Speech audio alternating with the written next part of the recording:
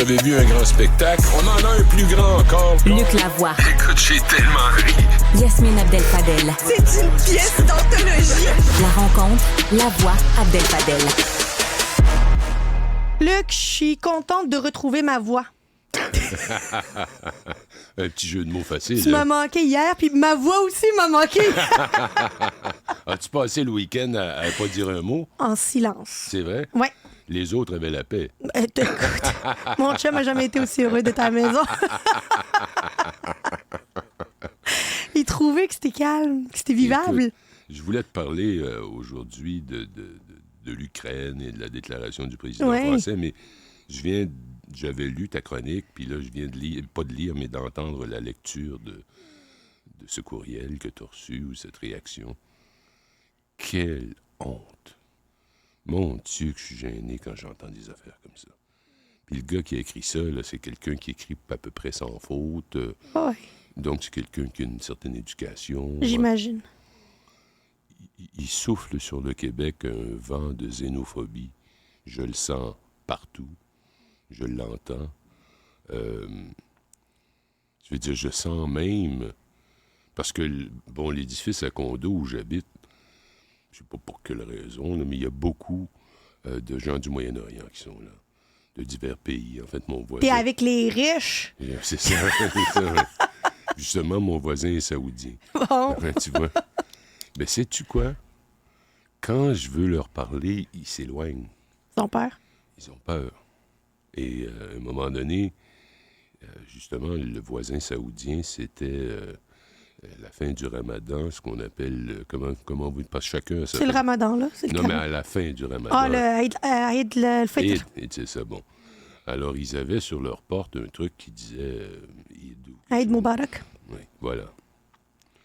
Alors, moi, dans un geste, ma foi, spontané, je leur ai acheté des fleurs. Parce que j'allais au marché Atwater, qui était de l'autre côté de la rue, et je leur ai acheté des fleurs. C'est cute. En leur disant joyeux Eid. Ben oui. Et ils ont cogné à ma porte. Peut-être qu'ils l'ont vu quelques heures plus tard. Je pense qu'ils n'étaient pas là quand je l'ai laissé devant la porte. Et quelques heures plus tard, ils sont arrivés, le père, la mère et les deux enfants, avec un immense sourire. Et ils m'ont dit que c'était la première fois qu'un Québécois de souche s'adressait à eux, leur démontrait de l'affection en quelque sorte, s'adressait à un voisin. Et là, je leur ai dit, avez-vous vraiment cette impression-là? Mais ils ont dit, mais écoutez, la loi qui vient d'être adoptée, on parlait de la loi 21, dont le jugement de la Cour d'appel, en passant, va être rendu jeudi sur la constitutionnalité de la loi 21. Ça va être un autre party pour nos séparatistes, puis nos... Écoute, je me retiens. C'est Pinot-Corps. C'est ça. C'est ça. Nous sommes en train de vivre l'ère des Pinot-Carons. Non, mais Luc, pense à ça. Toi, t'es contre la loi 21. Mais complètement. Je suis contre la loi 21. C'est connu. Mais toi, on va pas te reprocher d'être un mauvais Québécois parce que t'es contre la loi 21. Ben oui, on me le reproche, On bien va te dire sûr. que t'es pas Québécois. Mais non, je suis vendu. Ben oui, t'es un vendu. Je suis un vendu. Je suis un traître. Ou alors, il y a une autre version, c'est que je suis un faible d'esprit, un demeuré, un pauvre con. Un idiot utile. Un idiot utile. Ou encore, c'est l'argent qui m'attire et en jouant au fédéralisme, puis en... L'argent puis le vote ethnique. Tu sais, je reçois des messages des fois, parce que j'ai dit quelque chose contre la loi 21. Pourquoi vous nous haïssez autant? Tu dis... Est-ce que la loi est devenue notre identité? Mais c'est quoi cette affaire-là? Et là, je me suis rappelé de toute la honte véritable que j'ai ressentie ce samedi. Ça a été adopté un samedi, la loi 21. Et que il y avait comme... Ben, il y a eu effectivement une ovation debout de la part de tu sais qui, la gang des Pinot-Carons, le parti des Pinot-Carons. Et là, il y a eu cette fameuse vidéo du premier ministre Legault où il expliquait que le peuple québécois venait enfin de s'affirmer. Tu imagines la façon de s'affirmer, c'est quoi? D'enlever des droits. à ceux qui sont des Canadiens comme C'est ça. nous. Ils ont des passeports comme nous.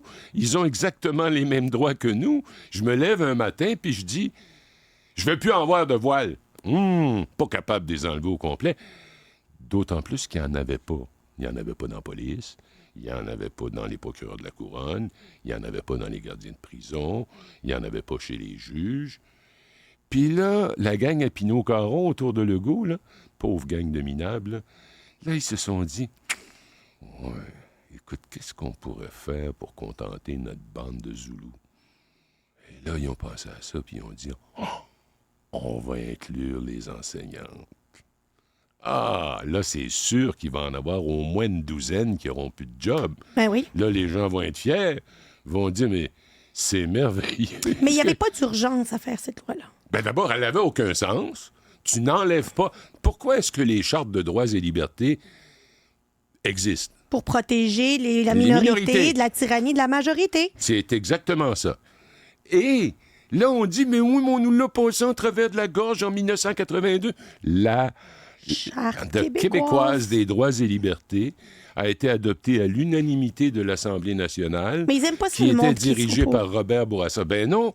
L'autre jour, j'ai lu Michel David, un autre séparatiste de service. J'ai lu Michel David dans Le Devoir, qui disait qu'il y avait quelqu'un qui avait fait valoir que c'était la Charte des québécoises des droits et libertés, un avocat dans un litige quelconque. On essaye de nous faire des entourloupettes puis de nous ramener ça à la Charte québécoise. C'est pas la Charte québécoise. Je m'excuse.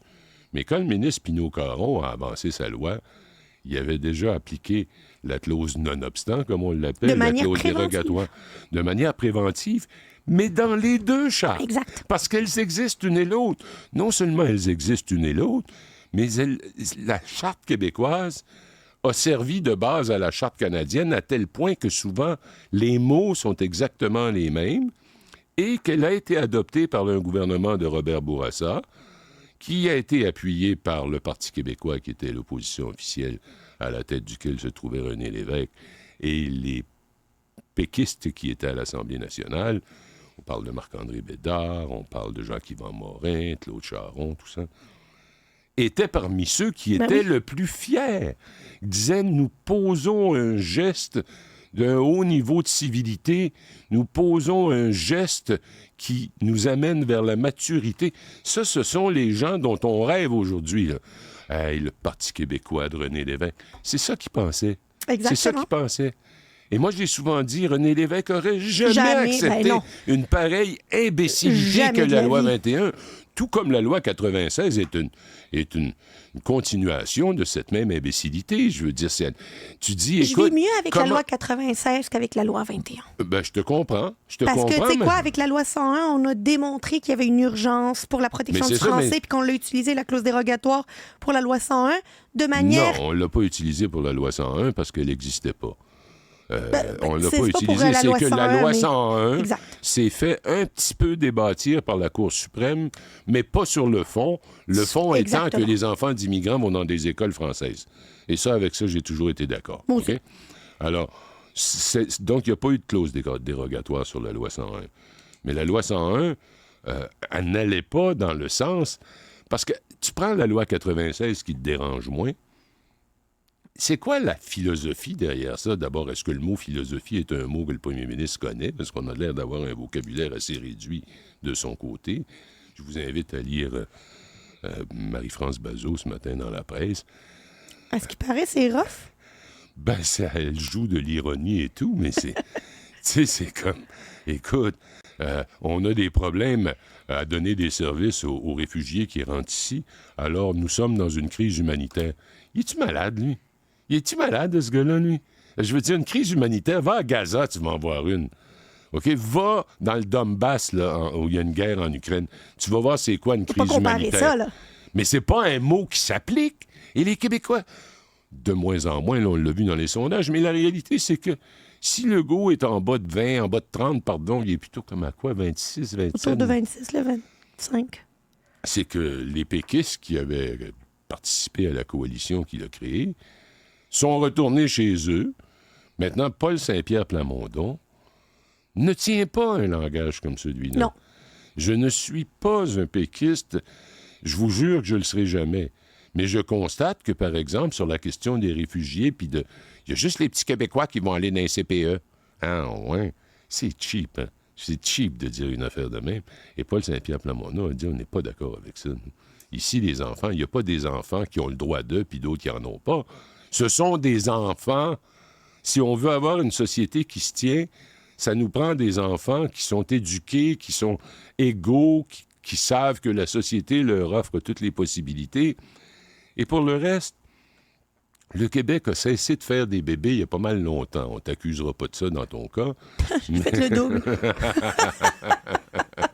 J'en ai 3. On fait des petits fédéralistes. Mais le fait est que le Québec est une des sociétés occidentales, je pense que c'est la 2e, juste derrière l'Italie, où il y a le moins de bébés. Il y a le moins de bébés. Alors, si on n'avait pas accepté, ou je vais choisir un bien meilleur mot, si on n'avait pas invité tous ces gens à venir vivre chez nous, on aurait fermé la shop pour parler comme on parle de les... Comme mais on serait morts entre nous. C'est pas la même chose. On serait comment? Morts entre nous. Ah ben oui, c'est ça, quand tu meurs... C'est pas la même chose. Ça s'appelle mourir dans la dignité. J'ai honte du Québec. J'ai très, très honte du Québec. Il y a une génération qui est en train de délirer complètement. Ceux qui ont raté leur coup entier. Je me souviens, je vais te raconter une anecdote en terminant. Moi, je suis un ami, très cher ami, et j'en suis très fier de cette amitié, de Lucien Bouchard. Et pendant qu'il était premier ministre du Québec, on avait été prendre des vacances ensemble, en couple, avec ses enfants, en Californie. Alors, à un moment donné, on se promenait autour, lui et moi. Et on se retrouve à la fameuse... On était dans le sud de la Californie, donc proche de San Diego. On se retrouve proche de la fameuse base navale de San Diego, qui est probablement c'est la plus grande base navale au monde, je crois. Et il y avait devant nous, on était en voiture, puis c'était la mer, puis là, il y avait devant nous quelque chose qui avait l'air d'être aussi haut que la place Ville-Marie. C'est que c'est ça. C'est un porte-avions. Hey, j'aimerais ça voir un porte-avions. M. Bouchard me dit, attends, j'ai une idée. Mon beau-père est un retraité de la Navy. Ah. C'était un officier, puis eux autres, ils ont des contacts. Je vais l'appeler, je vais lui dire qu'on veut aller voir ça. Et il l'appelle. 2 temps, 3 mouvements. Tu sais, les Américains, dans le PR, ils sont forts. Pas. On nous dit, soyez à tel endroit à 10 heures demain matin. Puis il y a un hélicoptère Chinook qui nous attendait là. Il y avait moi et M. Bouchard. Il y avait 3-4 autres personnes. Et il y avait Sandra Day O'Connor, qui est une des plus célèbres juges de la Cour suprême des États-Unis, celle qui a marqué son temps. Pendant qu'on est à bord parce qu'ils nous ont emmenés au large où se trouvait, il était en exercice, on a atterri sur le porte-avions, puis on est monté en haut, là où sont les quartiers de l'amiral qui commande la flotte. Et là, on était là, puis on regardait dehors, c'était magnifique, les avions décollaient, atterrissaient, c'était assez spectaculaire. Puis à un moment donné, Sandra Day O'Connor s'avance vers M. Bouchard. On est donc en 97, 2 ans après le référendum. Et elle s'avance, puis elle dit, M. Bouchard, elle se présente, Sandra Day O'Connor. J'ai une nièce qui vit à Calgary, fait qu'elle me parle souvent du Canada. J'ai une question pour vous, là, qui concerne, en tout cas, dans mon cas, je dirais que c'est du droit constitutionnel. Elle dit, vous avez fait un référendum en 1980, vous l'avez perdu par 20 points. Vous en avez fait un autre en 1995, puis vous l'avez perdu. Puis là, vous dites que vous allez en faire un autre. Elle dit, j'ai jamais vu ça dans le monde. Combien vous allez en faire de référendums? À quelle place qu'on arrête de faire des référendums? Parce qu'en droit constitutionnel, ça s'accumule. Il y en a un qui dit non, il y en a un autre qui dit non. À un moment donné, regarde, comment tu vas continuer alors? Mais là, s'il y a Louis qui gagne, on peut-tu en faire un autre? Peut-être que le nom va gagner? Ah, oui, c'est ça, exactement. Ou bien là, Montréal va dire on se sépare du Québec. Alors, je me souviens que M. Bouchard était plutôt mal à l'aise. Et toi, tu riais? Non, parce que je le sentais si mal à l'aise que j'étais prêt à entrer dans la conversation, ce que j'ai fini par faire, parce que c'était une femme qui avait sa réputation d'être charismatique et tout. Elle était assez intimidante, là, tu comprends? Puis elle lâchait pas le morceau. Alors, c'est ce genre de questions qu'il faut se poser. Si je vais terminer vraiment là-dessus, là, si au Québec, où on a cessé de faire des bébés, On fait tout ce qu'on peut pour faire peur aux immigrants. Sais-tu quoi? Ils vont se réunir entre eux, puis ils vont se coller vers la partie anglophone du Canada, puis graduellement, ils vont sacrer leur camp en Ontario, ce qu'ils font d'ailleurs à l'heure actuelle. Quand on parle de l'entrée massive de C'est peut-être ça réfugiés, qu'on veut aussi. ben, mais on va fermer, tu sais. C'est peut-être ça aussi qu'on veut. C'est d'une stupidité. J'ai honte du Québec. Luc Lavoie, moi, j'ai pas honte de toi. Mon petit Kebs. Je t'adore. Salut. Bye.